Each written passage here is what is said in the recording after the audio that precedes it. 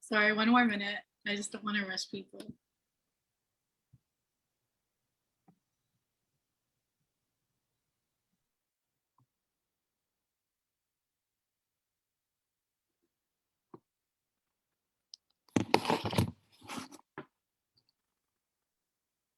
Okay, we're gonna start now.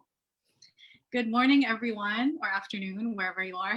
Thank you so much for joining us today for our webinar, Canada's Policies on Palestine. Today, we'll be discussing the ways in which Canada's foreign and domestic policy has aided in the Israeli occupation and the rise of anti-Palestinian policies and suppression of speech. This webinar is co-hosted by the Palestinian Youth Movement, my name is Dalia, and Solidarity for Palestinian Human Rights at UBC. The Palestinian Youth Movement is a transactional, independent, grassroots movement of young Palestinians in exile worldwide as a result of the ongoing Zionist colonization and occupation of Palestine. I'm going to allow Maya from SPHR to introduce. Hello, everyone. My name is Maya. I'm the outreach coordinator for Solidarity for Palestinian Human Rights at UBC. Solidarity for Palestinian Human Rights, or SPHR for short, is a student-based organization advocating on a social justice platform to uphold Palestinian rights. We do both cultural and political work, and we aim primarily to amplify the voices of Palestinians both on campus and in Canada in general. So today's speakers include the amazing Dr. Sheryl Nestel from Independent Jewish Voices, Dimitri, Lascaris, a lawyer and activist, and last but not least, Niki Ashton, member of parliament in the New Democrat Party. And a small disclaimer, unfortunately, Dianna Buttu, who is a Palestinian-Canadian lawyer, she was unable to join us, but unfortunately, this will allow us to further engage with the panelists more and provide more time for audience Q&A. And I'll also provide my Palestinian perspective on Canadian foreign policy. So, the next part, we're going to be starting with statements from each panelist right now. Then we'll move on to facilitated questions, which will take around 30 minutes or so. Then towards the end, we'll allow the audience members to ask any questions. Please, be fair. We're not here to take any rude questions, so just keep that in mind. So we're going to go ahead and start with the first panelist, Dr. Sheryl Nestel. Please go ahead. Okay, thank you, Dalia. So I'm here on behalf of International Independent Jewish Voices. I'm saying international because there's a lot of international work that's going on right now. So I'm really pleased to be on the panel with, here two of the most courageous defenders of Palestinian human rights that we have here in Canada. So I think in my remarks today and in my responses, I'm going to pretty much stay in my lane, which is the International Holocaust Remembrance Alliance working definition of anti-Semitism, or for short, the IHRA, which I've been working to defeat in Canada and internationally for the last 2 years. And I'll talk a little bit about it, and I'll try and draw some links to what Canada is doing on behalf of this definition that is injurious to many things, including Palestinian human rights. So first, I'll give you a little bit of a summary about what this document is about and try to point to some of the ways that Canadian federal and local governments have been active supporters of this very anti-Palestinian document. So this, for those of you who aren't familiar with this, first of all, I would recommend that you go to our website, www.noihra.ca. Independent Jewish Voices is right now one of the world leaders in opposing the IHRA. Our website is being used internationally by groups who are trying to defeat the IHRA. And it has been really gratifying that we hopped on this issue fairly early. And we're prepared for the onslaught that was to come. And there's a new onslaught happening now, which I can talk about a bit. But let me tell you about the definition itself. And so this definition was originally developed by the European Monitoring Committee on Racism under the auspices of the American Jewish Committee in the early 2000s. It was supposed to be a document that would be used for the purpose of research, not as a public policy document. In other words, they would use the points and the definition to determine whether or not a particular statement or incident was indeed anti-Semitic. So this document, first of all, includes a brief and very vague definition of anti-Semitism, one that you couldn't really argue with, but it's not exactly enlightening either. But what is troubling about the whole document is that it includes 11 examples of anti-Semitism, some of which can't be argued with, but 7 of which deal with criticism of the state of Israel. And that's where you get into trouble here.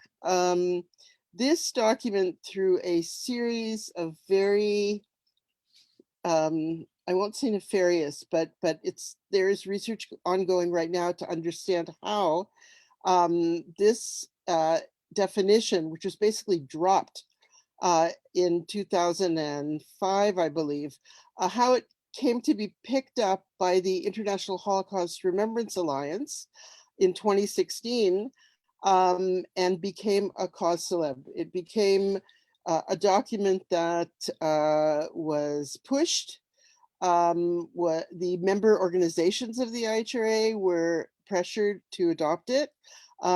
There's research going on right now at Oxford University that shows that the claims that it was adopted unanimously by the IHRA are actually false. And anybody who's interested in that, I can share that information with you. Here's not the place to do it. But the campaign that was launched around this was to have governments, universities and other public police and other agencies adopt this definition. But it was claimed that this was not a non-legally binding definition. And I'll talk about why that's very disingenuous in a minute. So the IHRA has been, what's interesting is when you go dig around, you find out that the IHRA has been very vigorously promoted by the Israeli Ministry of Strategic Affairs, which, as some of you know, has tens of millions of dollars to spend on projects to basically suppress critical speech on Israel. And they have pumped a lot of money into this, as they have into the anti-BDS campaigns agenda worldwide. And consequently, the advocacy for the IHRA has been promoted by almost every major Jewish organization in the world. Recently, some major Jewish organizations have come out against the IHRA, which has been very, very helpful in our campaign to oppose it.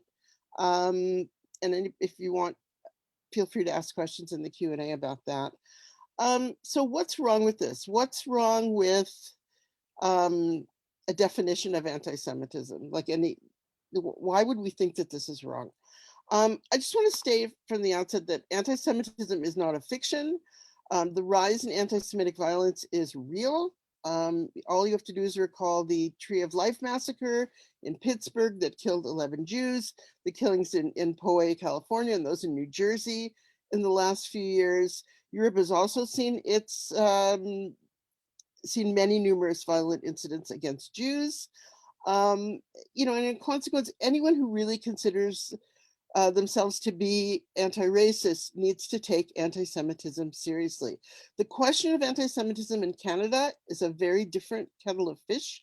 I just finished writing a paper which is a critique of the B'nai B'rith annual audit of anti-Semitic incidents in Canada, which I can clearly say is a very, very misleading document, and one that's been used to lobby government officials so that their impression is that anti-Semitism is rife in Canada, which I think is a real misstatement of what the situation is.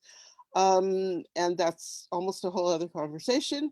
But nonetheless, anti-Semitism is real and we need to take it seriously. So I'm not here to tell you that we need to throw out any concern with anti-Semitism. I think we need to be really strong against it. However, this IHRA definition is completely inadequate and even misleading as a tool to combat anti-Semitism. So some of its descriptions of anti-Semitism, as I said, are indisputable, but those that equate anti-Zionism or strong criticism of Israel are clearly intended to silence pro-Palestine speech. And it describes certain criticisms of Israel as anti-Semitic, including calling Israel a racist endeavor. This, is very troubling given that B'Tselem, Israel's major human rights organization, recently issued a report which states unequivocally that Israel is an apartheid state. Interestingly, this has not been covered by major press, but that's not exactly news for those of us who follow press coverage of Palestine. One of the other provisions is that you cannot criticize if you don't criticize Israel in the same way as you criticize other countries, that is anti-Semitic. None of us, all of us choose where we want to focus our energies. And because I don't necessarily speak out on other human rights abuses, doesn't mean I don't oppose them, but we tend to focus our energies where we feel the most invested. And as a former Israeli citizen and a Jew, a very engaged Jew, this for me is a very, very important challenge and one that I really have to meet. And I'm not going to dilute it by having to make pronouncements about every other human rights problem in the world, even though I may be critical of those as well. So basically, to kind of boil it down, the IHRA definition equates opposition to Zionism to anti-Semitism. This has been kind of a talking point in the pro-Israel Jewish community for more than almost 50 years. So and this is just coming up again and again, and it's being revived in a very dramatic way in the last little while. So despite the fact that it's one of the provisions of the document were that it not be legally binding, and this is trotted out as defense against the critiques that we've raised against the IHRA, and we've seen, for example, some of when it was brought to the Ontario legislature, and I'll talk about that more in a minute, some MPPs have tweeted that it should be used to make sure that certain academics and students do not get research money if they are working on projects that criticize Zionism. So we've had some kind of maybe inadvertent admissions by politicians that they actually would like to see it used in a punitive way. So we know that, again, despite yesterday I watched a presentation by Erwin Kotler, the former justice minister, who's now the new, I have it written down, I can't remember exactly what his title is. He's the envoy for anti-Semitism that was appointed by Trudeau recently. And there were so many untruths, excuse me, in what he said about the IHRA that it was quite stunning, because we know the claim is always that it's not going to be used to silence speech, it's not going to be used to shut down events, but we know, and this is again something that you can see in detail on our website, how many events and how many attacks have been launched because of the IHRA. And particularly in Europe and in England, where that battle is raging, probably more dramatically than almost anywhere else, except maybe Germany. What Canadian pro-Israel groups such as B'nai B'rith and the Center for Israel and Jewish Affairs are really, I think, attempting to do is get the IHRA imposed as a speech code, and a campus speech code. Campuses are very key in this effort, and what we're finding and what we're seeing, and we certainly have the evidence internationally and particularly from the States, and a group called Palestine Legal has been very much on top of those kinds of acts of suppression. But we know that the impact of the IHRA is to create a chilling effect for activists, professors, students, and others who can be penalized in a variety of ways that are not actually visible, for their research or activism. So one of the key, foci for us has been Canadian academics. So Independent Jewish Voices has circulated an open letter against the adoption of the IHRA on campus that has been signed by 600 Canadian academics. And another initiative that I've been involved in, which is called, I always have to look at it because it's a very long title, Academic Alliance Against Anti-Semitism, Racism, Colonialism, and Censorship in Canada, better known as ARC, has launched a campaign to get academic unions and faculty associations to pass resolutions rejecting the adoption of the IHRA on their campuses. So what we've seen in both Canada and the US is that, and this is very, very important, that the IHRA has been largely used to attack racialized people who support Palestine.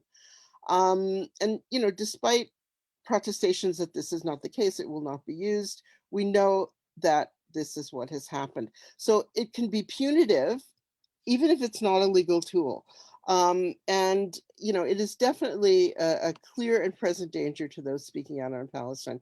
And I think the suppression of speech on Palestine, suppression of the Palestinian narrative, suppression of academic work on Palestine is another tool in the toolbox of basically erasing Palestine and Palestinians. And this is something that, in my estimation, needs to be fought absolutely, because those stories are what keeps the movements alive.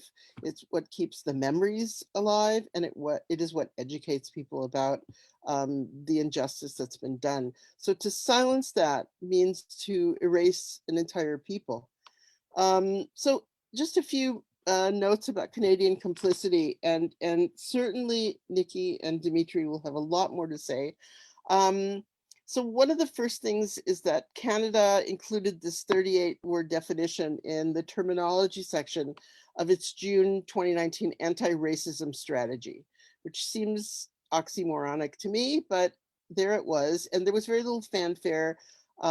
We didn't know this was actually coming.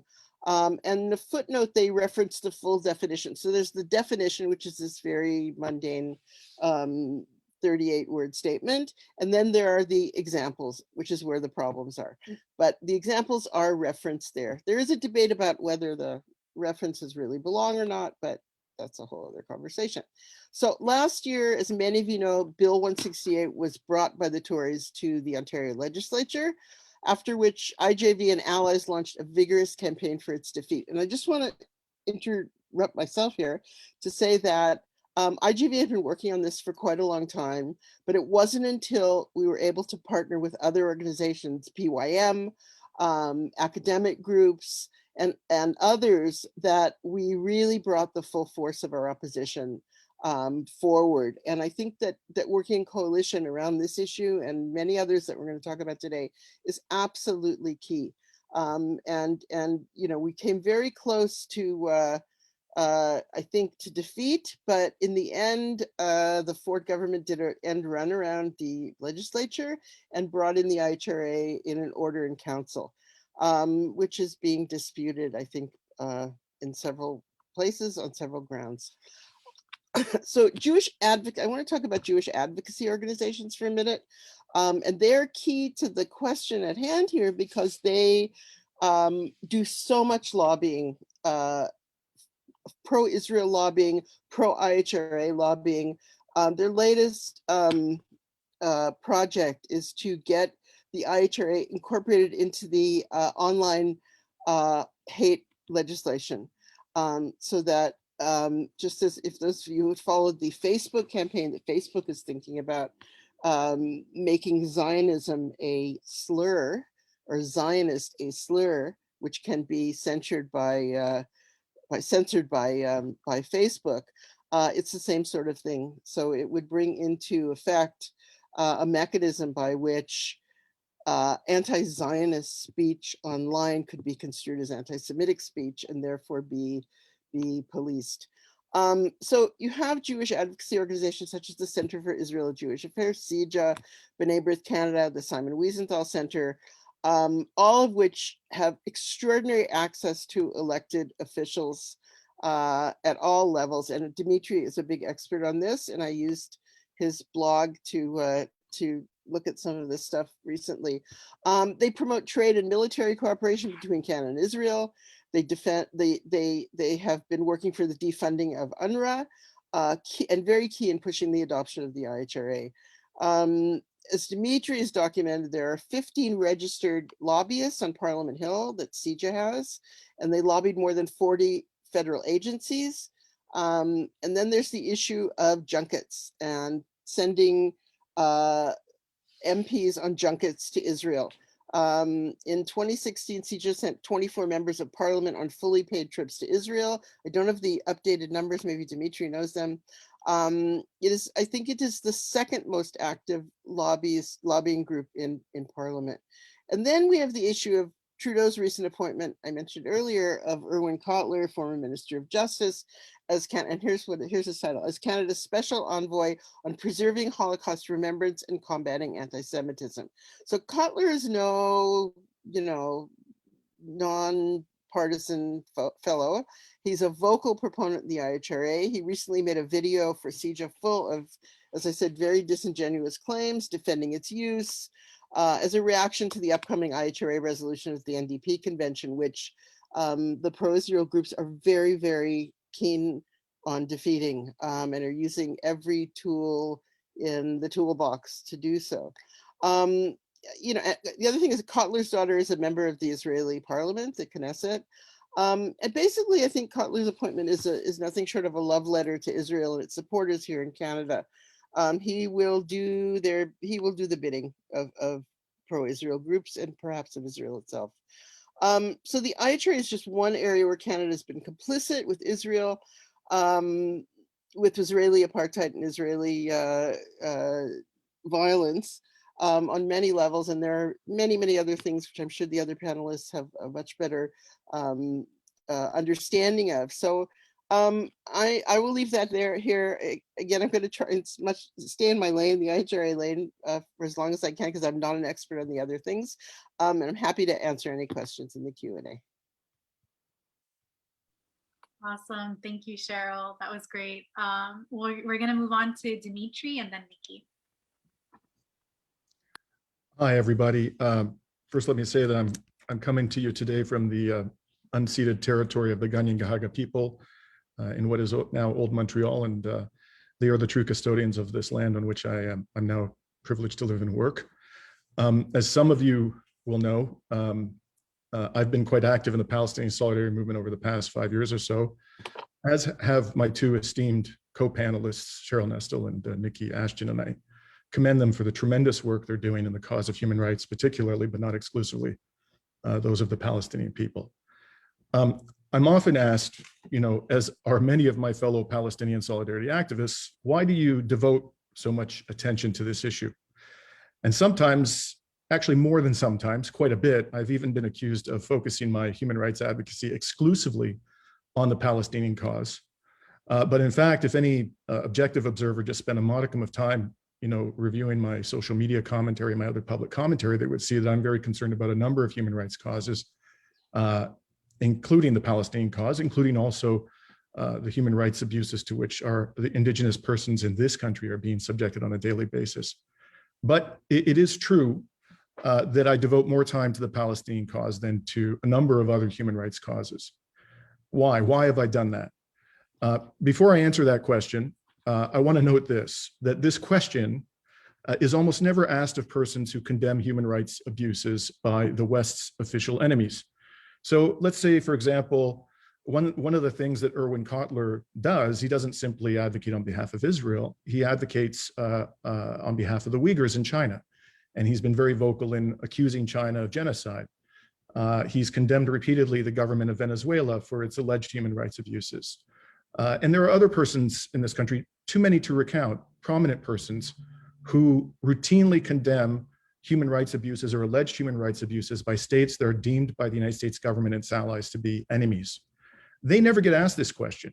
They never get asked, well, why do you spend so much time talking about human rights abuses of the Iranian government? Why aren't you talking about other human rights abuses? Or why do you spend so much time condemning Russia? or China? Why don't you talk about other human rights abuses? We, however, we who advocate on behalf of Palestinians are held to a much higher and rigorous standard, and we constantly have to justify, even though the reasons for our defending Palestinian human rights should be obvious and clear, we constantly have to justify our concern about this issue. Now, nonetheless, the question remains, and I posed it already, why should a Canadian human rights advocate focus disproportionately on the plight of Palestinians?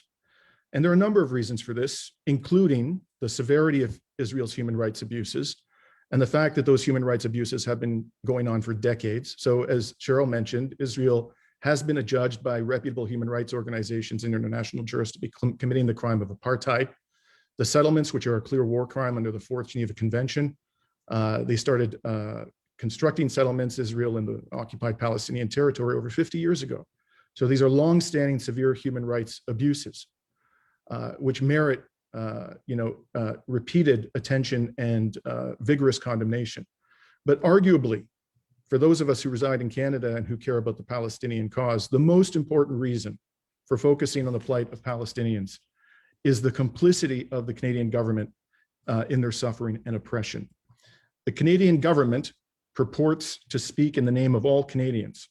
And therefore, when it advocates for Israel, it's implicating each and every Canadian in its indecency, in its disregard for human rights. I think the fact that it purports to speak on behalf of all Canadians imposes on Canadians a duty to critique the government's position with respect to Palestinian rights and to disavow its position and to make clear that the government is not speaking on our behalf when it praises Israel and repeatedly throws the Palestinian people under the bus. Not only does the Canadian government purport to speak in our name, but in addition, what it does is funded with our tax dollars. So a lot of the programs and initiatives that it undertakes in the defense of Israel's agenda are paid for, at least in part, by tax dollars that we've all earned very hard to earn. And therefore that too, because we are indirectly funding our government's activities, including with respect to the promotion of human rights abuses by supposed allies of this country, that too imposes upon us, in my opinion, a duty to speak out. And there's another reason why we Canadians should focus our efforts on the human rights abuses in which Canada's government is complicit. And I'm going to come back to the forms of complicity of Canada's government in the suffering of the Palestinian people. And that is that we Canadians have the right to vote in this country. And we have the right to contribute to political parties in this country and to help certain officials and parties get elected and obtain power. That's not a right that I enjoy with respect to any other country, with the exception in my case of Greece, because I also happen to be a citizen of Greece, but I can't vote in other elections. I can't contribute to political parties in other countries. So my efforts in terms of human rights advocacy are more likely to yield results here in Canada because this is where I live. I'm well known here. I can vote. I can contribute funds to candidates who are standing up for human rights. So my human rights advocacy will be more effective if I focus on the things that my government is complicit in. And think also about this fact, when you talk about the efficacy of your human rights advocacy, there's no shortage of people in this country who are condemning China's human rights record, Russia's human rights record, Iran's human rights record, Venezuela's human rights record. What am I accomplishing by adding my voice to the sea of voices, the cacophony of voices that are constantly condemning the human rights abuses of the West's official enemies? I'm adding little, if anything at all. Where I can make the greatest contribution is in focusing on the human rights abuses that are being buried by the political elite and by the mainstream media in this country and so-called think tanks and other constituencies, and draw attention to those human rights abuses. That's where I can have the greatest impact. But adding my voice to, the many, many voices who are condemning the West's official enemies isn't going to accomplish a hill of beans at the end of the day. So I've said very clearly that Canada is complicit, deeply complicit in the human rights violations of the Israeli government. Cheryl mentioned a couple of those, and I want to be a little more exhaustive, although this is by no means a fully exhaustive list. Former Canadian Prime Minister Lester B. Pearson and former Canadian Supreme Court Justice Yvonne Rand were deeply involved in the unjust partition of Palestine. Canada, especially in recent years, first under the Harper government, and even more so under the Trudeau government, consistently votes against UN resolutions at the General Assembly which seek to uphold the rights of Palestinians. And let's bear in mind two things. First of all, those resolutions are non-binding. And so they don't force the Security Council's hand, although they have an impact on the content of international law. And even though they're non-binding, they don't actually force the Security Council's hand. Canada is consistently opposing them. And who's joining with Canada in opposing these wildly popular resolutions at the United Nations? The United States, Israel, and 4 or 5 tiny island states over which the United States government exercises enormous influence. Arrayed against the sea of voices that are condemning Israel's perennial human rights violations is this little clique of elite pro-Israel states plus tiny island states that have very little weight within the international community. Furthermore, our commercial relations with Israel, here's another form of complicity. And I want to highlight in particular one, I think, particularly disgraceful aspect of our commercial relations with the state of Israel. You know, we entered into a free trade agreement with Israel in the late 90s.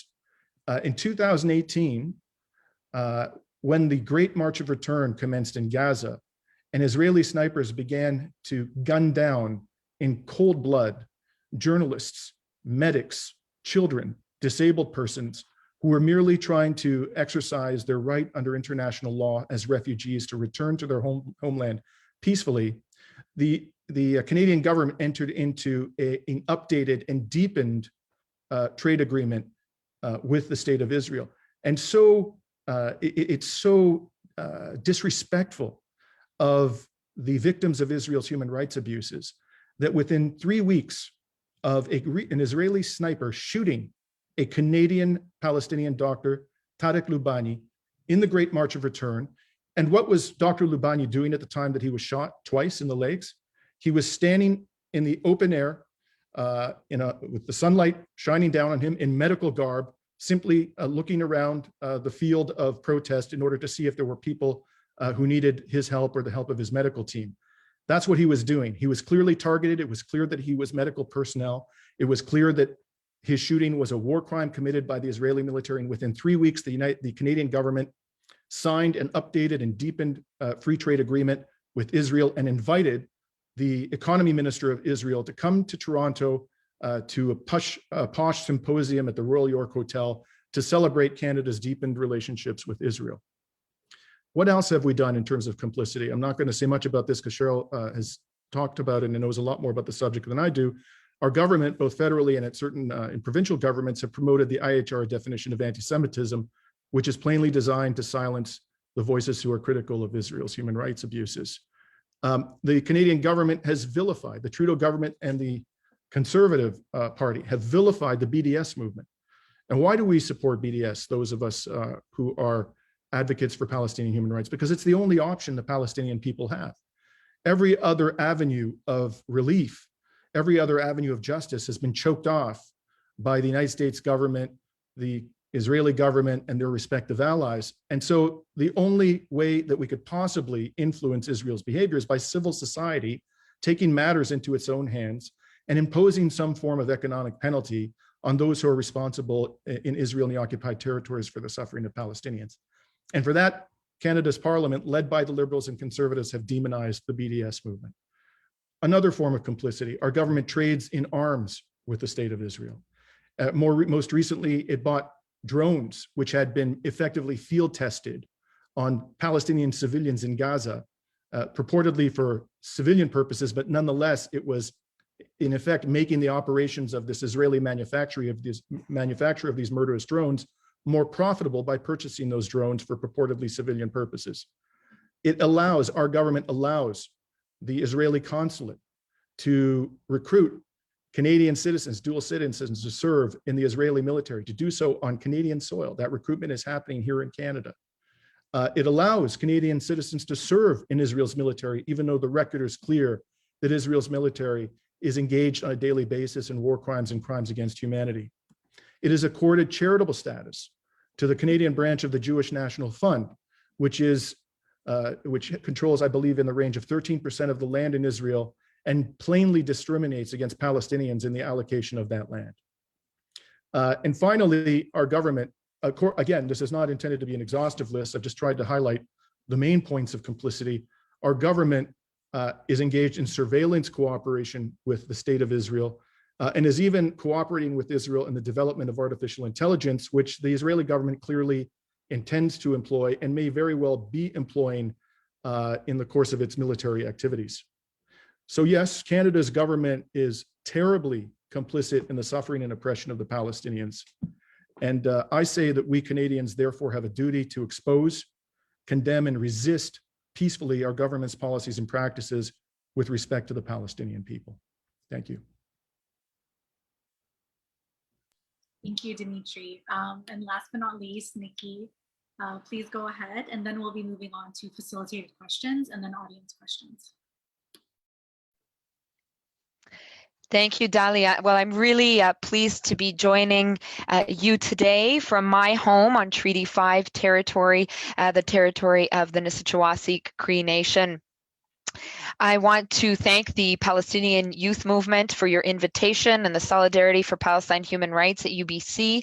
And I want to thank you for hosting this very important discussion, and an important discussion at this moment in time.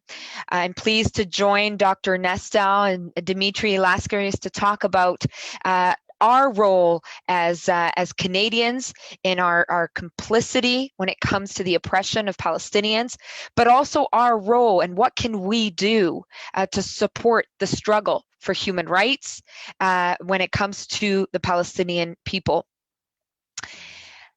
We know that in the past, Canada has often prided itself on being a nation that believes in international collaboration, in human rights, in peace, in the rule of law. As you've heard, when it comes to Palestine, that has often not been the case when it comes to Canada. Yes, we've boasted oftentimes on the international level about our commitment to peace building and development, peacekeeping, and the list goes on. But we've often strayed from those commitments, and like I said, in the case of Palestine, dropped them entirely. We've seen how commitments have been replaced by austerity, by silence, by demonizing those speaking out for human rights, and worse, complicity in ongoing oppression.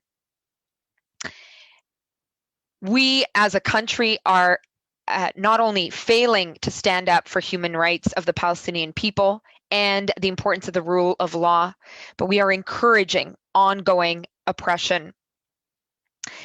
And I want to reflect on the fact that there have been many things, and Dimitri pointed to a number of them, that Canada has done directly and indirectly to reinforce and to engage in that complicity. We know that one clear sign amongst world leaders of our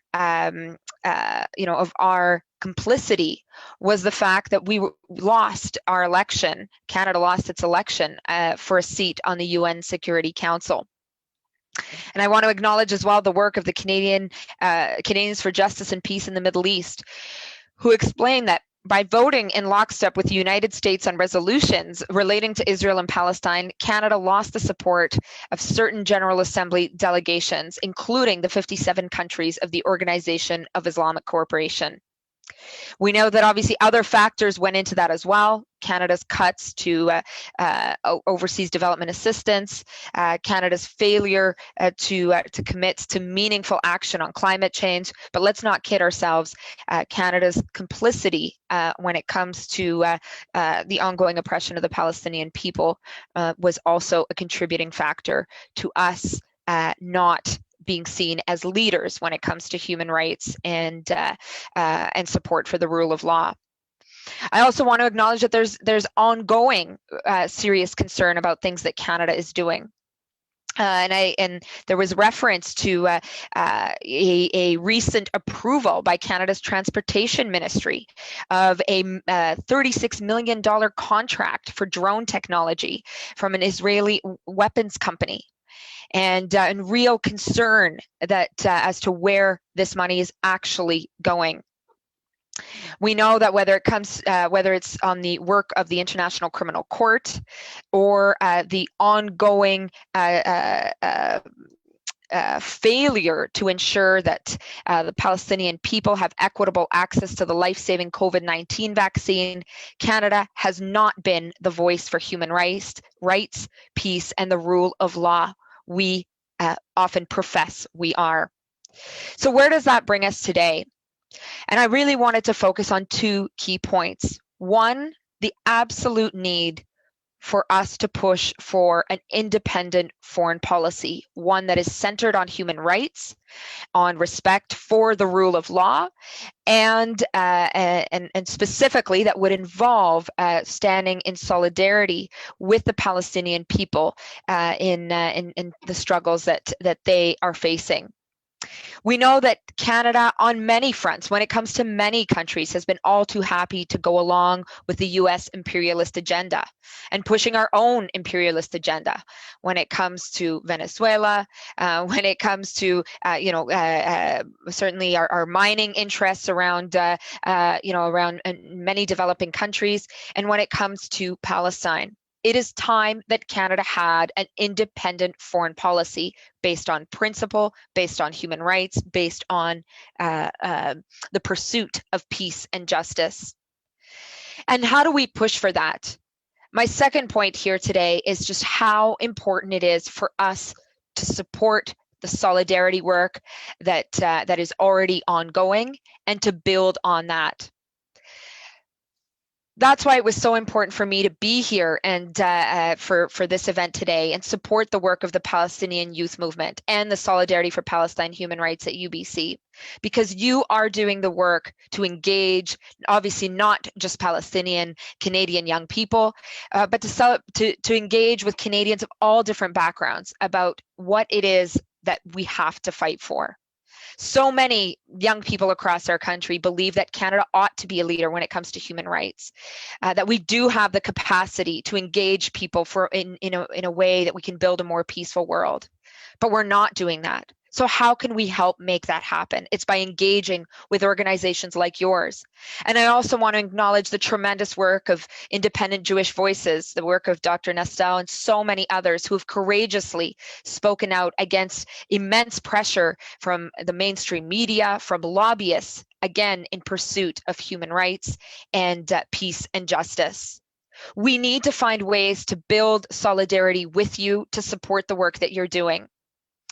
I have the honor of representing many First Nations communities here in this part of the country. Their struggles, as many of you know, are common to yours. The struggle for land, the struggle for sovereignty, the struggle for survival. And I know for many Indigenous activists that they are incredibly supportive of the struggles of Palestinian people. And I believe there's potential for so much more work in connecting the struggles that First Nations peoples are leading and waging here in our own country and the work of Palestinian Canadians and Palestinians around the world. Let's help make those connections and beyond that, right? With so many progressives that are speaking out as allies in saying that the struggle for human rights and respect for the Palestinian people is a struggle that we must all be part of. And to me, building solidarity also means denouncing those that seek to silence the voices like yours and many others speaking in favor of human rights, peace, and justice. Many of you know, and of course, I know we talked about this, we're going to be talking about it in the Q&A just this past week. We announced that I'd be part of an event for Progressive International with a former UK Labour leader, Jeremy Corbyn. Somebody who's committed his life to fighting racism, including anti-Semitism, who's been a staunch ally to the Palestinian struggle, and who has fought against the powers that be for decades. And yet we saw that the moment that this event went public, right, we're talking about a Zoom event to build international solidarity, it became about something else. And in that moment, we saw the way in which so many want to demonize those speaking out for justice for the Palestinian people, those speaking out on the left for a bold vision of our society where human rights are respected, where peace and justice aren't just slogans, but is something that we live.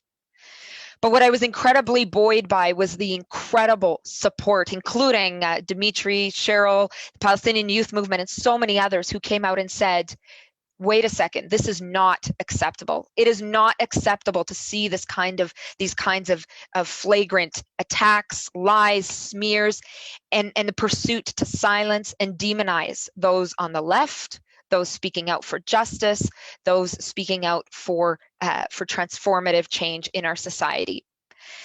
And I've seen so much of that positive energy in the last few days, people that want a different kind of conversation, people that want to work together to build solidarity for a different kind of world, a world that coming out of this COVID crisis, we are desperately in need of, whether it's in Palestine, whether it's here in Canada, anywhere in the moment that we live in. And so I see that incredible energy and I see that desire to build that kind of solidarity in pursuit of justice and freedom for Palestine, in pursuit of justice and freedom for Indigenous communities here in our own country, in pursuit of justice and freedom for people around the world. Thank you very much. Thank you so much, Niki. That was amazing. And so going now to the facilitated question portion of the webinar, I'm going to shift things around a bit since you all amazingly touched on various subjects. So our first question, essentially we constantly hear that Canada calls Israel an ally and a friend based on their quote unquote shared interests. Can you speak to what these shared interests are in relation to Indigenous settler colonialism and the land that we're on? And a complementary part of that question is, how do you think this affects organizing on the federal and the provincial political plane? And just providing more context for the audience, Niki is part of the New Democrat Party, which is the most progressive party in Canada.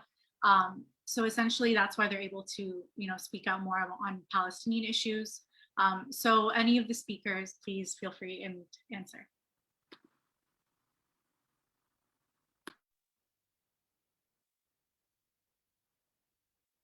Niki, would you like to go first, as you were the last person to speak in the first round? Go ahead, Dimitri. I can go after. Okay. So, look, there are the shared interests which our government claims to have with the state of Israel. And what you'll hear is the shared interests are interests in democracy promotion and human rights and stability in the Middle East. And then there are the real shared interests. Now, I don't want to simplify the reasons for which our government has historically been so supportive of Israel. That there's a variety of reasons, one of which, although I think it may be the least important of which to the Canadian government, is Canada's historical responsibility to the Jewish people, because our government and the Canadian state, the people of Canada historically have visited injustices, quite serious injustices upon the Jewish people. So there's some historical sense of responsibility there. And I think it's being misdirected when you express contrition for Canada's historical culpability to the Jewish people by supporting what is an apartheid state. But I think that is a factor nonetheless, and it's an understandable human factor. I think the biggest factor, not the only one, but the biggest factor is geopolitics. I don't think that we would have nearly the level of support throughout the West at a governmental level for the state of Israel if Israel wasn't conveniently located in the part of the world that has the highest level of conventional oil reserves. US military planners, way back in the Second World War, Noam Chomsky has talked about this, identified the oil reserves within the Middle East of being strategic importance to any country, and the country that could control those immense conventional reserves, where the oil is relatively easily extracted from the ground, would effectively have a stranglehold on the world economy, which was driven by petroleum. And in many ways, Israel acts like a gigantic Western military base in the middle of this extraordinarily important strategic region because of its oil reserves. And anytime there's a government that refuses to comply in the Middle East with the demands of the West, and particularly the US government, Israel brings down the hammer. And I'm not saying that these governments were to be supported, but the governments like the government of Assad, the government of Saddam Hussein, the Iranian government, our government doesn't particularly care about human rights there any more than it cares about the human rights of the Yemeni people who have been subjected to a genocidal war for years by a state that is being armed with deadly weapons by our own government.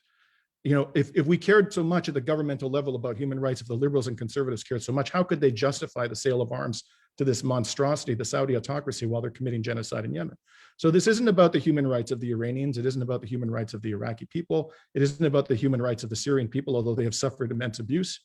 It's about bringing the hammer down on any government that refuses to comply with the demands of the US government in the Middle East, and the strategically important reason. For me, that's not the only reason, but it is the number one shared interest under the surface that is driving our policy towards Israel. I suspect that if the conventional oil reserves were in the Middle East were completely or almost completely exhausted, that we would suddenly start to care a lot less about the state of Israel. That's a strong suspicion on my part. And I'd like to be wrong about that, but I don't think I am. Turn it over to my colleagues. I just wanted to jump in and say, you know, if you didn't want to answer a specific question, that's completely fine. But if you did, please go ahead. If not, I can move on to the next question.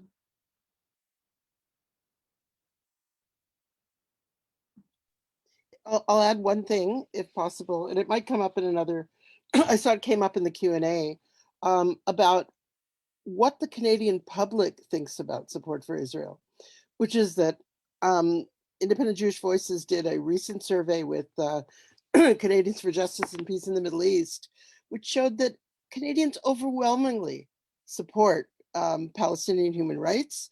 They do not like the government's position on Israel and Israeli violations.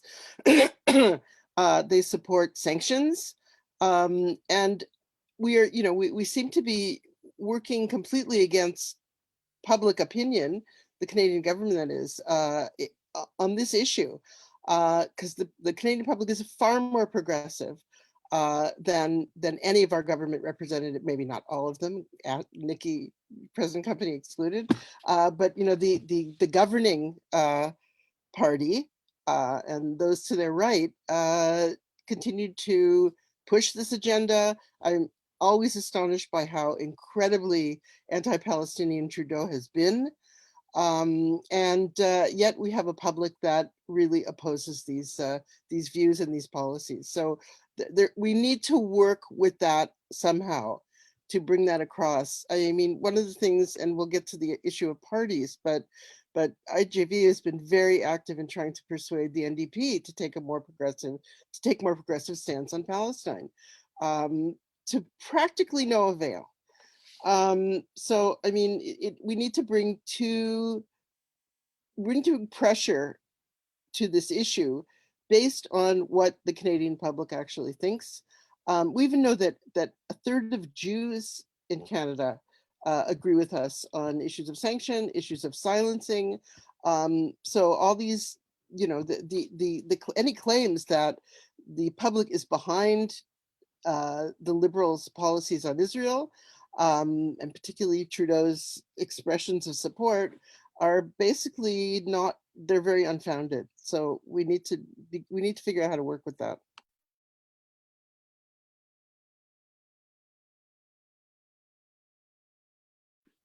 Thank you, Cheryl. Niki, I'm not sure if you wanted to touch base, but we can move on to the next question if you did. So for the next question, essentially the government of Canada's policy is a two-state solution, right? And they constantly peddle that, whether through social media, Twitter, at different political conventions, and it's constantly talking about the two-state solution. So what do you think of the two-state solution's weight for Palestinian statehood today, or in complete truth, lack thereof, and how does Canada justify its support?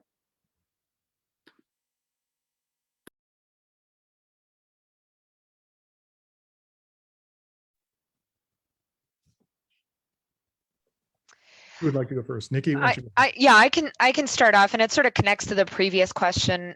First of all, well, one, I mean, I would say that you know, they're the usual talking points, right? And that you hear about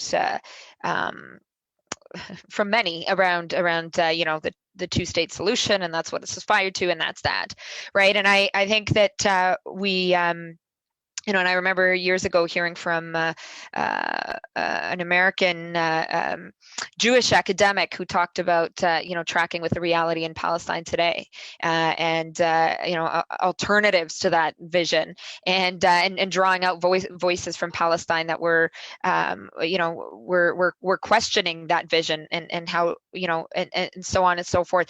And I think a lot of what we hear, so that national narrative from our governments and politicians is just talking points, when in fact behind the scenes, again, there is that complicity to to do anything but try and find a way whereby Palestinian statehood, Palestinian sovereignty, and Palestinian human rights are respected. And so I think, I would sort of go back to the first question and sort of saying we need to call out the hypocrisy from Canadian governments who couch some of their language openly, but in effect are an ongoing active part of the problem, right? And I think, the ongoing activism of so many organizations is we have to hear what is actually the reality on the ground at this time, and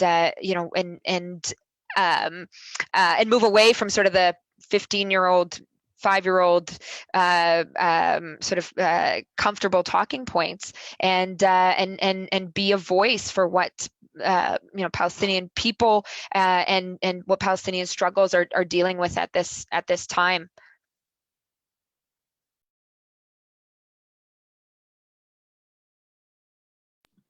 Cheryl, did you want to add a few words? You're on mute, Cheryl.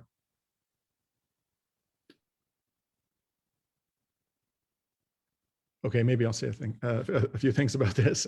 So let me just clarify at the outset that my own view about the two-state solution is agnostic. I think that whether this situation is resolved by means of the one-state solution or the two-state solution should be left up to the people of Israel and the people of the occupied territories and the refugees who live outside of Israel and the occupied territories, many of which live outside of the occupied territories. So I would support whatever form of resolution the protagonists support. But then there's the reality. And the reality is that the two-state solution is dead.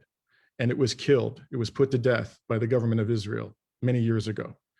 The government of Israel made clear long ago, including in my opinion, at the time that the Oslo Accords were negotiated, that it has absolutely no intention of allowing the Palestinians to have a truly, I stress, truly sovereign and viable state. What it is sovereignty minus some key aspects, for example, having their own defense forces. That's something which the Israeli government wouldn't allow, even though every sovereign country in this world is allowed to have its own military forces to protect the population. But there are other ways in which the Israeli government made clear long ago that it's not prepared to give the Palestinian people full sovereignty. And quite apart from that, the extent of the settlements now in the West Bank, I've been there 4 times. My most recent visit was in 2016. They're so extensive, and these are clearly meant to be permanent communities, and some of them are full-blown cities. These are not temporary accommodations. These are permanent installations on occupied territory in violation of the Fourth Geneva Convention. There's a whole body of infrastructure that has been built up, including a road network, which is a high-quality road network, which is essentially confined to settlers, and the Palestinian occupied people are not permitted to use to support these settlements. And what is left, you have this collection of scattered Palestinian occupied Bantustans. Even in those Bantustans, you don't really have effective sovereignty being controlled. Israel controls the airspace. It controls the movement of the people in occupied territories from one Palestinian community to another. It controls the resources, including the water supply. It controls the inflow and the outflow of goods for commercial purposes. So even those Bantustans aren't sovereign in any meaningful sense of the word. And so as a practical matter, I think where we're headed, unless some Israeli government comes along that's prepared to undertake the extraordinary challenge of dismantling those settlements, what we are practically headed towards is a one-state solution if we're going to have justice at all. And that means, that the Jewish inhabitants of Israel will need to understand that they can be protected. They can be protected in a state that isn't an ethnocracy. It's possible to have a homeland in which you are not in the majority. It's possible to be secure in a country in which you are not in the majority. That's been demonstrated again and again around the world. You have stable democracies which protect the rights of the minorities through constitutional and other measures. And I think that ultimately that is something certainly in theory which is achievable in Israel and occupied Palestine. But I think that the Israeli government and the people of Israel, the Jewish population of Israel, are a long way away from acclimatizing themselves to the notion that they would have to share power within one state with the Palestinian population, which may at some point actually outnumber them. And I just want to say one other thing about this two-state solution. Those who invoke it, people in the mainstream of Canada's politics who say that they are committed to the mainstream solution, I think to the two-state solution, I think a lot of them are either lying or clueless, because as a practical matter, the two-state solution, as I said at the outset, is dead. And they have to say this in order to convey to the public that they believe that there's some light at the end of the tunnel for the Palestinian people. And that's the light at the end of the tunnel. It's the two-state solution. But as I say, the practical reality is it's dead. And I think we should stop talking about the two-state solution because it's dead, and understand that it's time for us to have a serious conversation about a one state in which both Jewish and Palestinian persons and persons who are neither Jewish nor Palestinian are fully protected as human beings and have equal rights. Thank you, Dimitri. I wanted to jump in and provide some context on the two-state solution. Essentially, the two-state solution fails to address the wrongdoings of 1948, known as the Nakba, also known as the catastrophe. So when we talk about why the two-state solution is dead today, it's because there are some historically significant aspects of that, and also considering the fact that Israel's illegal settlements have continued to expand, and the construction of illegal settlements, whether in the West Bank or historic Palestine, also as Israel, it essentially constitutes a deep fragmentation. So when we do think about the two-state solution, the deep fragmentation of Palestinian society and Palestinian land really aids in the fact that the solution will not be able to work today, just because of how much territory and how much dispossession and destruction of villages and land has happened on Palestinian territory. So that's where it comes to, if we're going to look at the pragmatics of it, to provide some context and a bit of my opinion. Niki or Cheryl, I'm not sure if you wanted to add something.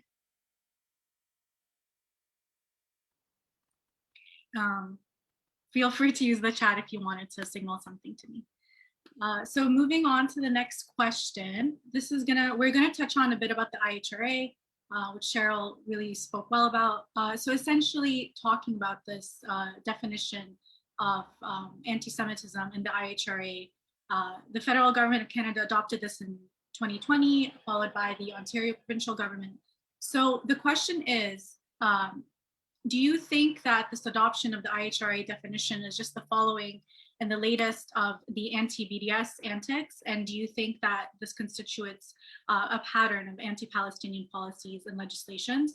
Or do you think this is just separate on its own from the anti-BDS sentiments that the Trudeau government and the Liberal government has peddled? Okay, I guess I'll speak about that. This is not, I'll put it to you this way, this is not separate from what the Ministry of Strategic Affairs in Israel has handed down as the official strategy to pro-Israel Jewish groups in the diaspora and to friendly governments.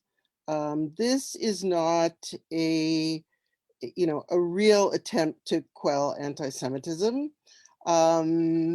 I think that one of the things, I guess I can inject it here, but in the chat, somebody asked about, well, why are governments doing this? Why are tiny little municipalities with no Jewish populations adopting the IHRA status? Why are football teams in England adopting the IHRA? Like, what is going on here? And it is really, it's kind of befuddling. I think as my friend Max Haven says, the being pro-Israel, being anti-Semitism is the get out of racism free card. It's a way of obscuring the way that many of these governments do not attend to racial emergencies in their own governments. I mean, certainly it seems to me that there's far less attention being paid to Indigenous issues, clean water, etc., than there is being paid right now to the question of anti-Semitism. It is directly linked to suppressing speech on Palestine. It is directly linked to the growing opposition to Israeli violence and apartheid.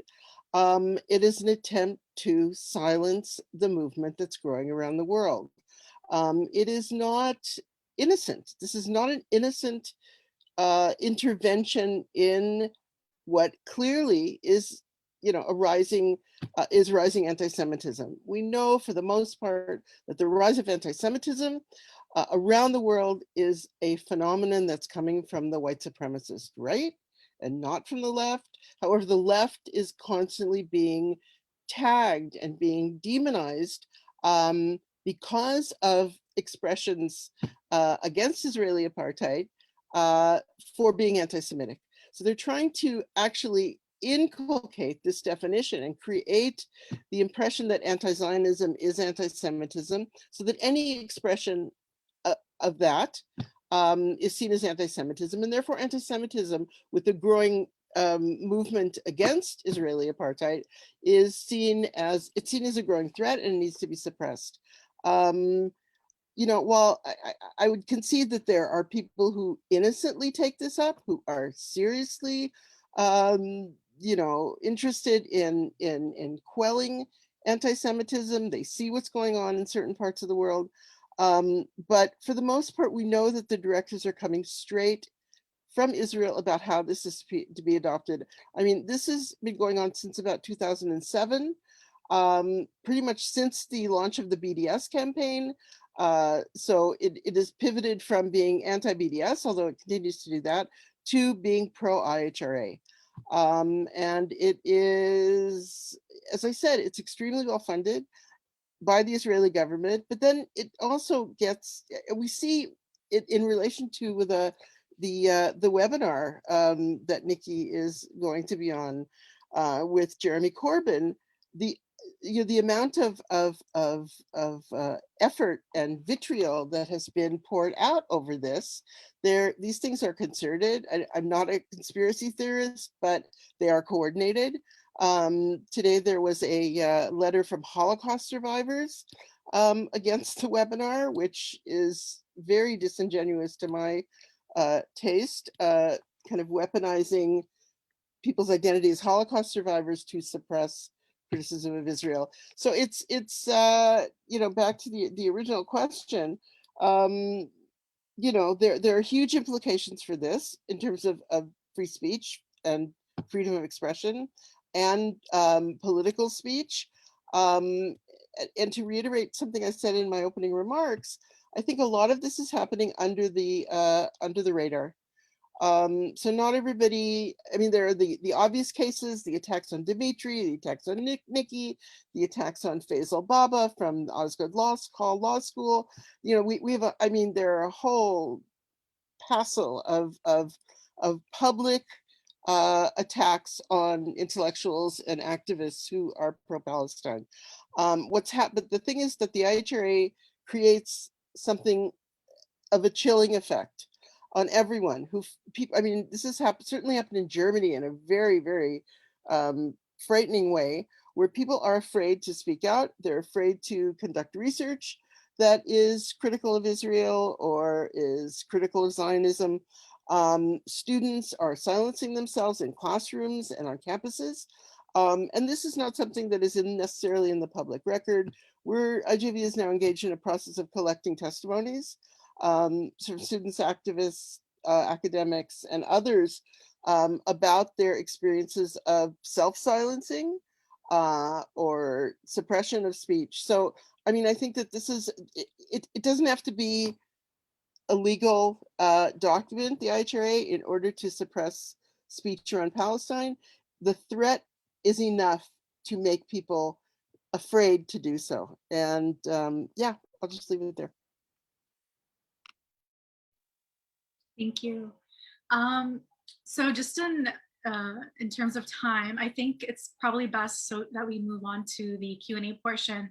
There seems to be a lot of interest and questions for the panelists. So feel free if you wanted to choose a specific one. I'm just gonna look through and there are a few good questions. For Niki, Laura asks, what can you tangibly do as an MP and as one of the highest profile members of the NDP to change Canadian policy on Israel?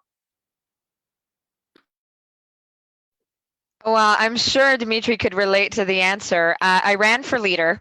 So, and you know, I was very proud, you know, to work with Cheryl and Dimitri and many others in putting forward a very bold stance on solidarity for on Palestine, peace and justice for Palestine.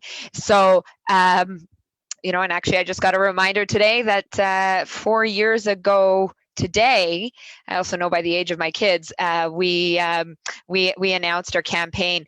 You know, and what I saw on that campaign was the absolute hunger from many progressives to have our political parties and certainly the you know folks that say we're progressive, be more progressive, be bolder, be clearer when it comes to our solidarity with the Palestinian people, and you know, and obviously my commitment around and allyship, you know, is ongoing. You know, it's been very important for me to be a voice for us, you know, as a party and as a movement to do more, to be more engaged, you know, and I've certainly been very encouraged and supportive of initiatives leading up to our NDP convention when it comes to there's well, multiple resolutions around you know, pushing the party to be bolder on Palestine,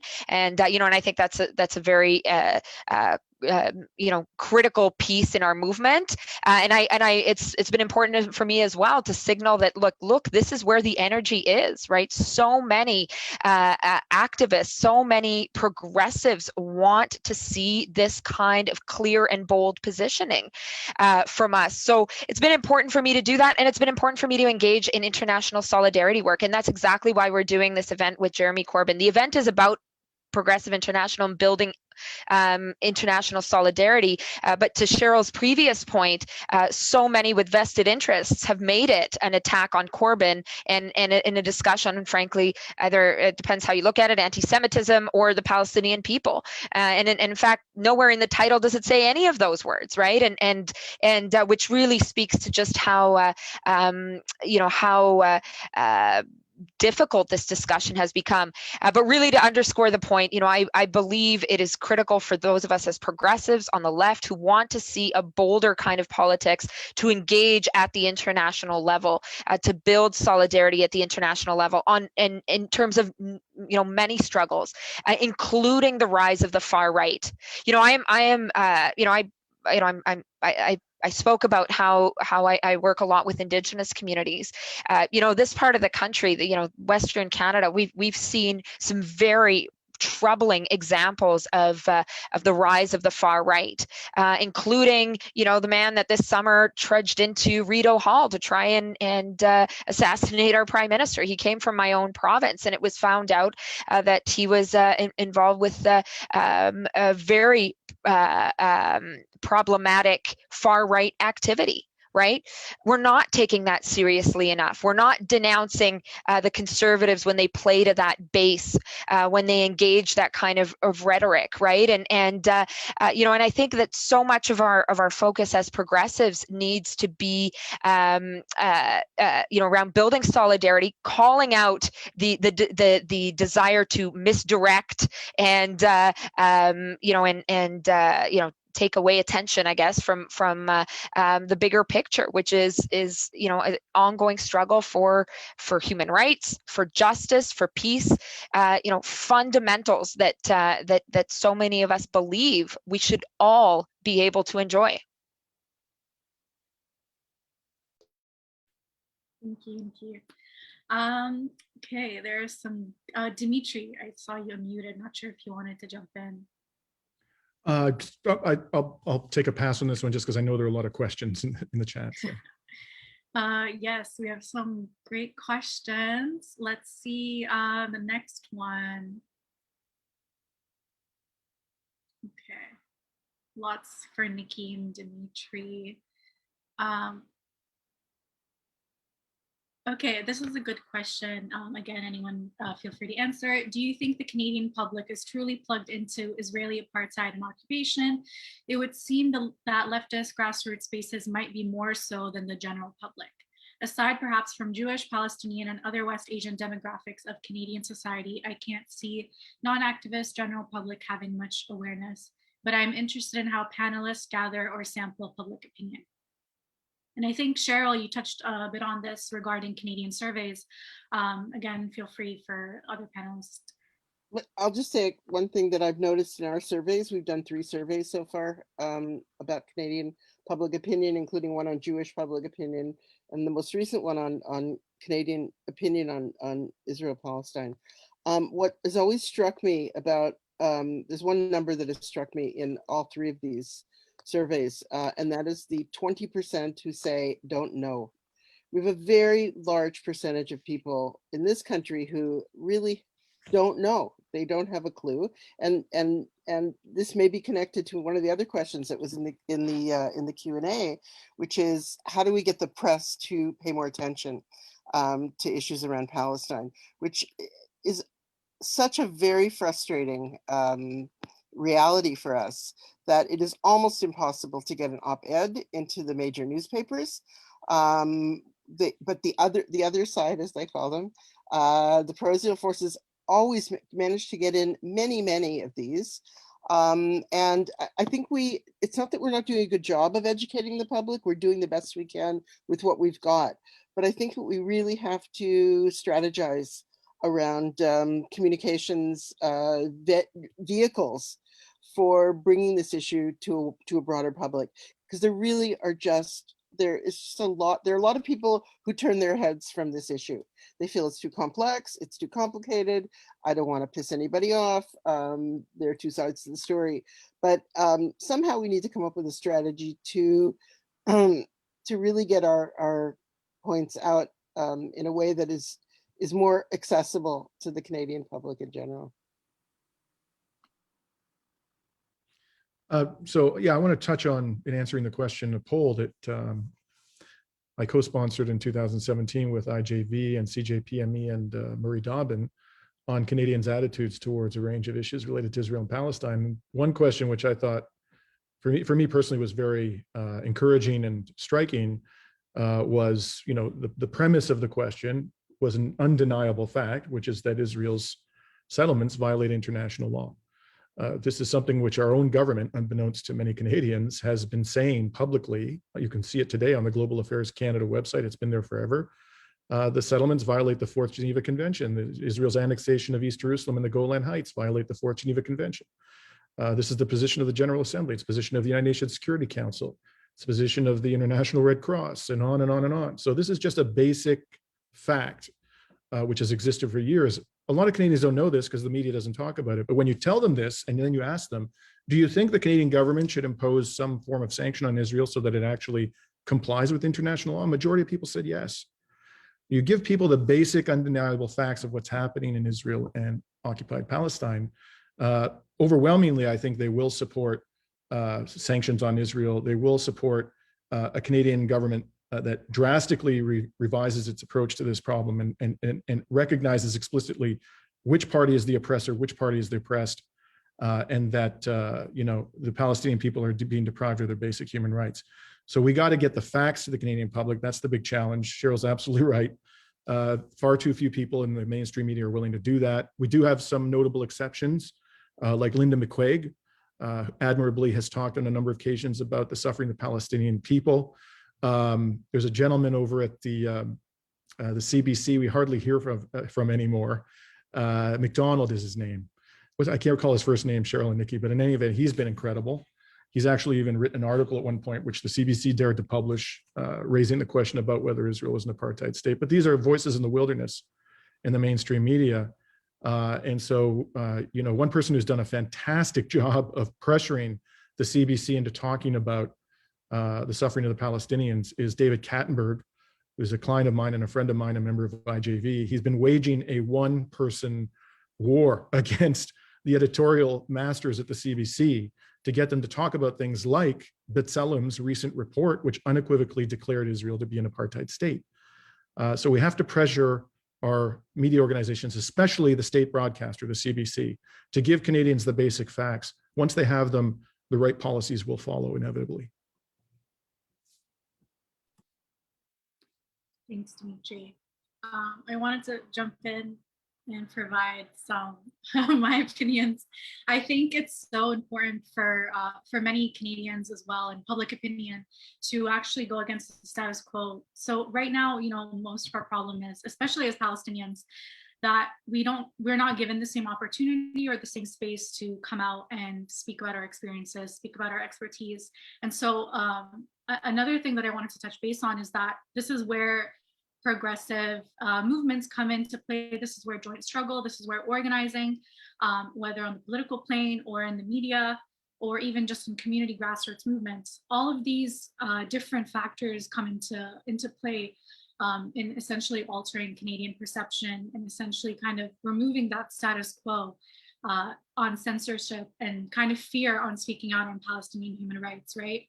And another thing I just wanted to add on is kind of decolonizing the language that we use. I think a lot of the times people tend to, separate Israel and separate the occupied Palestinian territories or just West Bank and Gaza.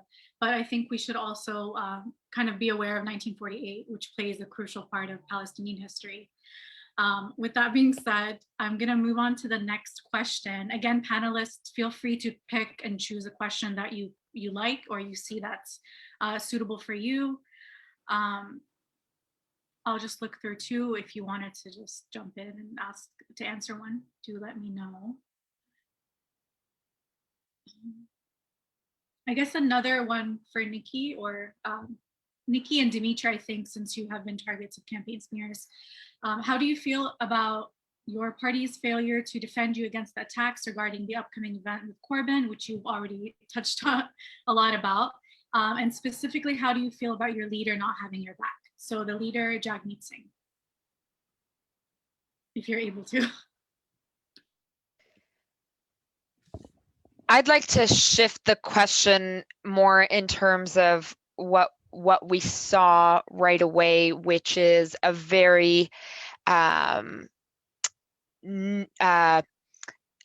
nuanced, very clear pushback from many people involved with the NDP and not just the NDP to a number of so-called progressive voices when it came to this event.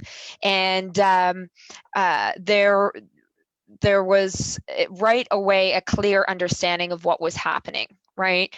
Again, going back to that weaponization of anti-Semitism, right? And the vilification of people that stand in solidarity with the Palestinian people, right? And people were calling that out right away, right? And people were calling out the demonization of progressive voices right away. And so to me, what I've certainly seen is that people have also just had enough, right? That we've had enough of the talking points, of the silencing, and we talked about the mainstream media, the bias, the demonization, right? And if I could just sort of move away from the specific event, there's some really, and just talk about sort of the energy, I guess I saw defending it is also though the kind of energy we've seen in progressive movements in countries that we look to as as like-minded countries like the UK and like the US, right? I mean, progressives that have rallied around, yes, Jeremy Corbyn, but around the struggles that he and so many believe in, right? Or in the US, Bernie Sanders, who's been a key part of Progressive International. In fact, it was Bernie Sanders who invited me to be part of the gathering that launched Progressive International. So, you know, I mean, we sent that out to the media, but I'm pretty sure a number of folks, including the lobbyists, would not be interested in knowing that Bernie Sanders, Jewish himself, and very vocal of the oppression of the Palestinian peoples, is directly involved and supportive of this initiative, you know, was key in starting it, right? And so, you know, the energy though that we've seen behind Bernie Sanders and progressive movements in, say, the US, you know, has connected various struggles and said, look, we're all up against very very similar things, and essentially a system that's trying to divide us, right? Divide us based on who we are, what we look like, where we're from, where our parents were from, all of that, and make us feel like we're alone, and make us feel like we're on our own, and it's hopeless, and you know, give up, and if you don't give up, you're this, you're that, you know, that vilification, right? But what these movements have done in other countries is they've built incredible solidarity and said these are collective struggles, a struggle around rising inequality, the struggle around the rise of the far right that includes raging anti-Semitism and Islamophobia and anti-Black racism, anti-Indigenous racism, and the struggle against the climate emergency. Right, so we've seen examples in recent years, in recent months, right, of how there's been incredibly progressive movements around the world that are finding ways to find common ground, to build together, and to fight together. And I feel like that's happening here in Canada. You know, perhaps slower than elsewhere, but people are there. People want that, and people want certainly a bolder vision, taking on these common struggles, calling for an independent foreign policy. And just to loop back to that question, you know, what do Canadians think? You know, there's increasingly more and more Canadians that are outraged over the fact that we are selling arms to Saudi Arabia to kill Yemenis, right? There's increasingly Canadians that are outraged about the absolute destructive and deadly mining practices of Canadian companies supported by the Canadian state around the world. There are increasing numbers of Canadians that we saw it with Bolivia that called out the BS lines from our government when it came to suppressing the progressive movements in Bolivia and elsewhere in Latin America, right? And I think what's so important is connecting the dots, and there's common ground to be found in these struggles, right? There's common ground to be found in building that solidarity at the international level, but especially here at home, and saying we've had enough. We've had enough of the status quo. We've had enough of the hypocrisy, and I'm starting to see that in bigger ways. You know, I see it through the work that you do and other organizations are doing on a daily basis. And let's lift that up, and let's find ways to support the work you're doing and push the work that you're doing, the vision that you're putting forward with everything we've got. I'd like to add a few comments to this. Thank you, Niki. And that is, you know, I think the polling that has been done, especially that ECOS poll I referred to from 2017, shows that when the basic facts are communicated to Canadians, large majorities of people who identify as supporters of the Green Party, the NDP, and even the Liberal Party, yes, the Liberal Party, possibly not the Conservatives, although even that one I'm not sure about based on that polling, they support concrete measures to bring Israel into compliance with international law and to respect the rights of the Palestinian people. You know, the problem is that there's a disconnect in all three of the parties, my party, Niki's party, and the Liberal Party, between what the base wants and what the leadership is prepared to countenance in terms of Palestinian solidarity activism. And this has been true for many years. You know, effectively, the leaders of these parties act as filters through which no strong support for Palestinian rights can pass. So you've seen this, for example, when in the last election, Trudeau was tossing people out of his party like Hassan Gouye, an excellent candidate in Montreal who had advocated for the Palestinian people in the past, because he was attacked by pro-Israel groups.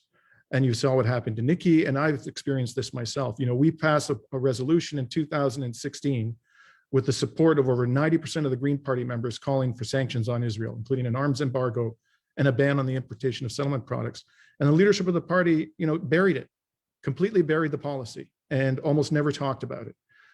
And has, you know, effectively called supporters of the BDS movement anti-Semitic or insinuated that they're anti-Semitic. So we have to have leaders in this country who reflect the will of the base, not just on this issue, but a whole range of issues. And this is the problem we have in Canada, in politics, throughout the Western world, is we have people in leadership positions who do not reflect the will of the populace. And so, you know, just to give a dramatic example of this, within the past week in the United States, there's overwhelming support for a $15 minimum wage. The Democrats have control of the House, the Senate, and the Congress. And they didn't increase the minimum wage, which is at poverty levels, by 1 penny. I mean, this is as dramatic a demonstration as you can imagine of how the leadership of political parties in the Western world are stifling the will of the populace and their own support base. So we have to start electing people to leadership positions like Niki, who actually do what the supporters of the party want them to do. And then we'll fix up this world real fast.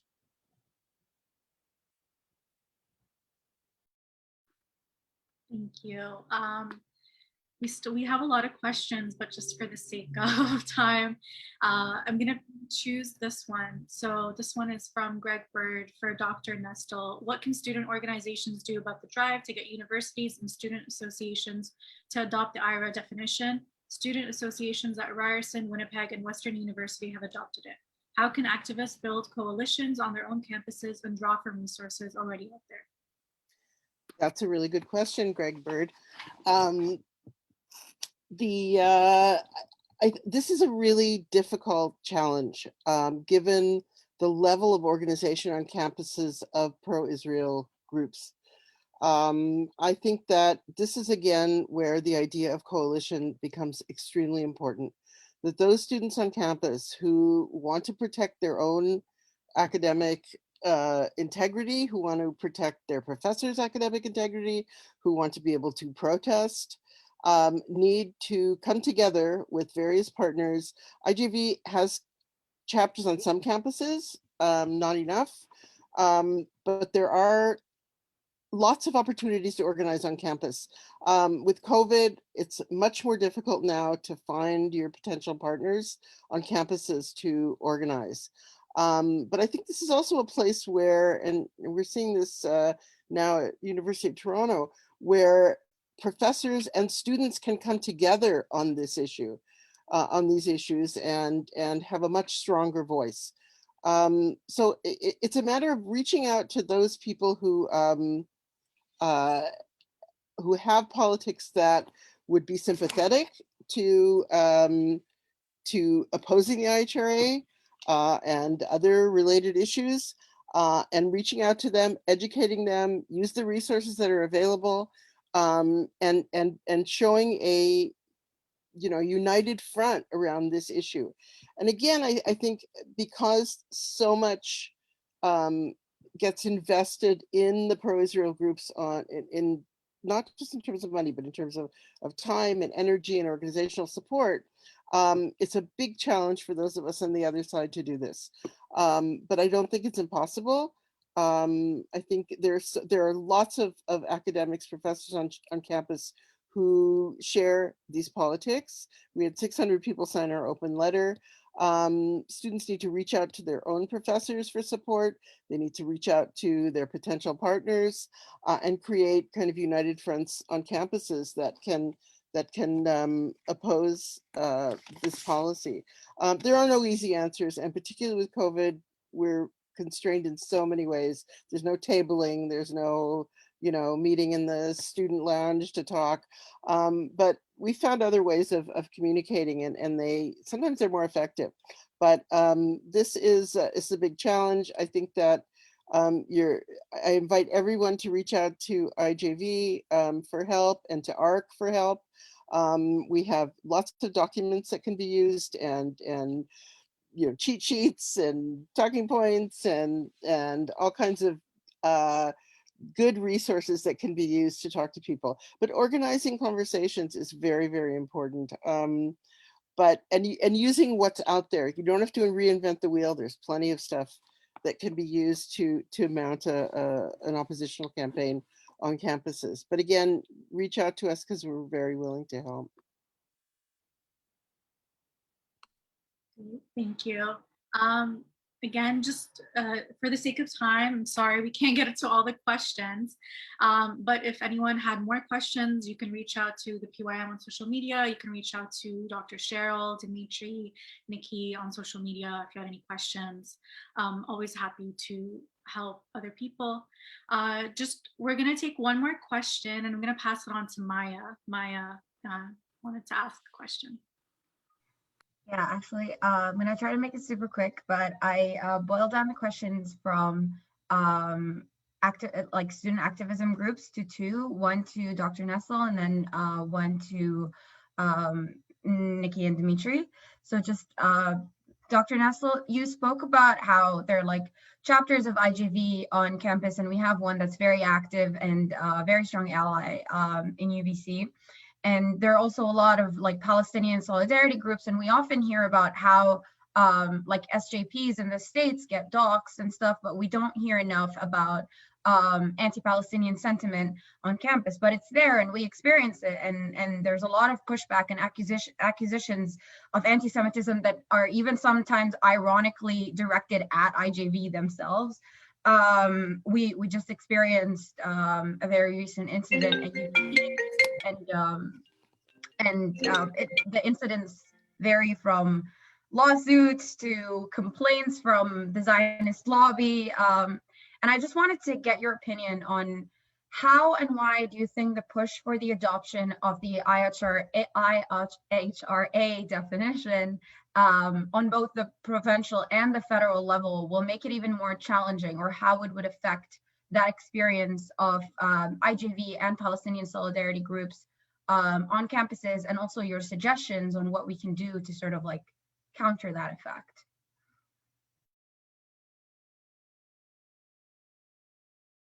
Okay, I'll try to remember all the components of that question. Yes, we're all getting attacked.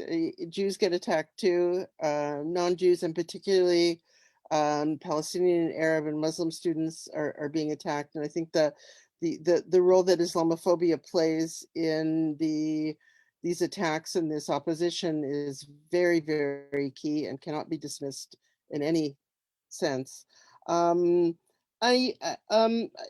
I think in terms of pushing back against the attacks, again, you have to use the allies that you have up there to, I mean, one of the key things, and I don't like to keep bringing up IJV because we have so many great partners in this, is that we're there to deflect, that we have tried to come to the defense of as many non-Jewish pro-Palestinian activists as we can, and argue back that what they're doing is not anti-Semitic. I think that the onslaught of charges and innuendo is really great and difficult to push back on. But I think we have to continue to try and educate people around this. I'll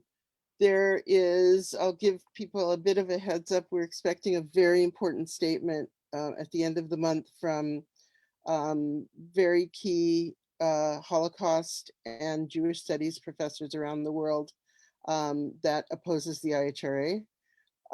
We hope to be able to use this. It's something I've been working on for a year and a half. We've been waiting for it for a really long time, and hopefully when it comes, it'll be a really useful shield against some of the criticism that is launched. And I think that, again, I think Jews have a particular role to play in this, in deflecting this kind of criticism. Increasingly, this issue has divided the Jewish community more than any issue I have seen in my 50 years of activism. And I think that we're going to be able to leverage that opposition in order to defend our allies and protect people from criticism. But again, I think one of the problems is the inability to spread this message further, our inability to get op-eds published. I've come to the conclusion to some degree that we need our own platform. We're all working on different platforms to disseminate our message, but I think it may be time that we need something that's going to break this the way that this message is stopped. So I mean, I don't have lots of easy answers for this, but again, I think that it is solidarity that is going to break through this, the stifling of speech, and we have to be there for each other when these things happen and speak up. And eventually, I think we'll be able to recruit more to the view that, speech for Palestinian human rights is not anti-Semitism, and that anybody who says it is has a different agenda, has an agenda that is not compatible.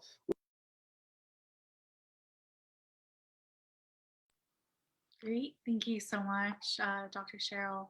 So that wraps up the question portion. Sorry again, we couldn't get to all the questions. Thank you everyone so much for joining us today. If you wanted to learn more about student organizing and how to get involved on campuses, you can follow SPHR UBC. They also share resources on other forms of student organizing. To get involved in community organizing, whether with the Palestinian Youth Movement in Vancouver or Toronto, you can also follow our social media handles and reach out to social media platforms. Thank you again to Dr. Sheryl and Niki and Dimitri for joining us today, and thank you to the audience. With that being said, have a great day. Thank you. Thanks for inviting us. Take care. Thank you. Okay.